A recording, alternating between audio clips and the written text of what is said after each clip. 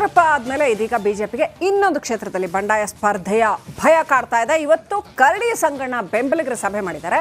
ಸಂಗಣ್ಣ ಪಕ್ಷೇತರ ಸ್ಪರ್ಧೆಗೆ ಕೂಗು ಜೋರಾಗಿದೆ.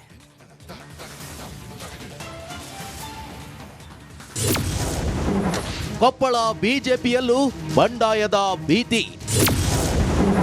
ಕೇಸರಿ ಪಡೆ ವಿರುದ್ಧ ತೊಡೆತಡ್ತಾರ ಸಂಗಣ್ಣ ಕರಡಿ.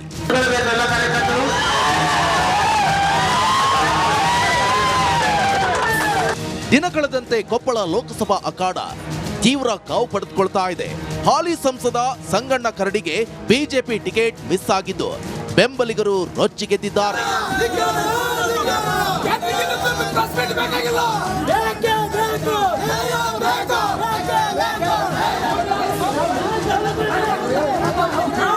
ಬಿಜೆಪಿ ಅಭ್ಯರ್ಥಿ ಬಸವರಾಜ್ ಕ್ಯಾವಟರನ್ನ ಲೋಕಸಭಾ ಚುನಾವಣೆಯಲ್ಲಿ ಸೋಲಿಸುತ್ತೇವೆ ಅಂತ ಸಂಗಣ್ಣ ಕರಡಿ ಬೆಂಬಲಿಗರು ಶಪಥ ಮಾಡಿದ್ದು ಇಂದು ಕೊಪ್ಪಳದಲ್ಲಿ ಬೃಹತ್ ಸಮಾವೇಶ ಮಾಡಿದ್ರು.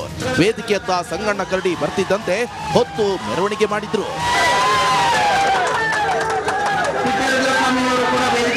ಕೊಪ್ಪಳದ ಶಿವಶಾಂತ ವೀರ ಕಲ್ಯಾಣ ಮಂಟಪದಲ್ಲಿ ಅಸಮಾಧಾನಿತರ ಸಮಾವೇಶ ನಡೆದಿದ್ದು ಸಂಗಣ್ಣ ಕರಡಿ ಪಕ್ಷೇತರವಾಗಿ ಸ್ಪರ್ಧೆ ಮಾಡುವಂತೆ ಒತ್ತಾಯ ಕೇಳಿ ಬಂದಿದೆ. ನಿಮ್ಮೆಲ್ಲರನ್ನು ನೋಡಿದ ಪಕ್ಷೇತರ ಯಾಕೆ ಈ ಮಾತು ಹೇಳ್ತೇನೆ ಅಂದ್ರೆ ಇವರು ರಾಜಕೀಯ ಪ್ರಪ್ರಥಮವಾಗಿ ನಾಂದಿ ಹಾಡಿದ್ದು ಪಕ್ಷೇತರ ಚಕ್ರಿಯ ಮುಖಾಂತರ ಆ ವಿಚಿತ್ರವಾಗಿ ಇವತ್ತಿನ ದಿವಸ ಇವರಿಗೆ ಟಿಕೆಟ್ ಕೊಟ್ಟಿಲ್ಲ ಅಂದ್ರೆ ಅವ್ರ ಟಿಕೆಟ್ ನಮಗೆ ಬೇಕಾಗಿಲ್ಲ, ನಿಮ್ಮ ಹೊಣೆ ಒಂದಿದ್ದರೆ ಸಾಕು ಅನ್ನುವಂತ ಮಾತು ಹೇಳ್ತಾ ಇದ್ದಾರೆ.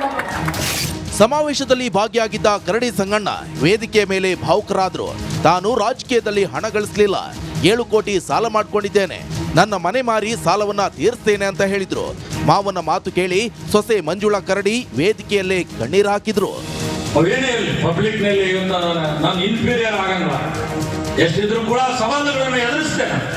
ಏನೋ ಸಮಾವೇಶದಲ್ಲಿ ಮಾತನಾಡಿದ ಸಂಗಣ್ಣ ಕರಡಿ ಕಾದು ನೋಡುವ ತಂತ್ರಕ್ಕೆ ಮೊರೆ ಹೋಗಿದ್ದು ಅಭ್ಯರ್ಥಿ ಬದಲಾಗುವ ಭರವಸೆ ಸಿಕ್ಕಿದ್ದು 4 ದಿನ ಕಾಯೋಣ ಅಂತ ಹೇಳಿದ್ದಾರೆ. 4 ದಿವಸ ನಮ್ಮ ಎಲ್ಲ ಹಿರಿಯರು ಹೇಳಿದ್ದಾರೆ, 4 ದಿವಸ ನಾವು ಇವತ್ತು ಟೈಮ್ ತೆಗೆದುಕೊಳ್ಳೋಣ, ವೇಟಿಂಗ್ ಮಾಡೋಣ. 4 ದಿವಸದ ನಂತರ ವರಿಷ್ಠರ ಮಾತುಕತೆ ಆದ ನಂತರ ಮತ್ತೊಮ್ಮೆ ನಿಮಗೆ ಏನಂದ್ರೆ ಇವತ್ತು ನಾನು ನಿಮ್ಮ ಅಭಿಪ್ರಾಯವನ್ನು ತೆಗೆದುಕೊಂಡು ನಾನು ಏನು ನಿರ್ಧಾರ ಮಾಡಬೇಕನ್ನೋದನ್ನ ನಮ್ಮ ವರಿಷ್ಠರ ಮುಖಾಂತರ ಮಾತಾಡಿದ ನಂತರ ಇಲ್ಲಿ ಇರ್ತಕ್ಕಂಥ ಎಲ್ಲ ನಾಯಕರ ವೇದಿಕೆ ಮೇಲೆ ಇರ್ತಕ್ಕಂಥ ಎಲ್ಲ ನಾಯಕರ ಅಭಿಪ್ರಾಯವನ್ನು ಪಡ್ಕೊಂಡು ಮುಂದಿನ ಹೆಜ್ಜೆಯನ್ನು ಇಡೋ ನನ್ನ ಮಾತನ್ನು ಕೂಡ ಈ ಸಂದರ್ಭದಲ್ಲಿ ಹೇಳಿ.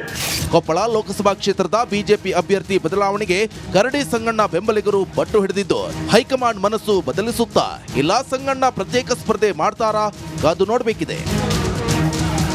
ಈರಯ್ಯ ಹಿರೇಮಠ, ರಿಪಬ್ಲಿಕ್ ಕನ್ನಡ, ಕೊಪ್ಪಳ.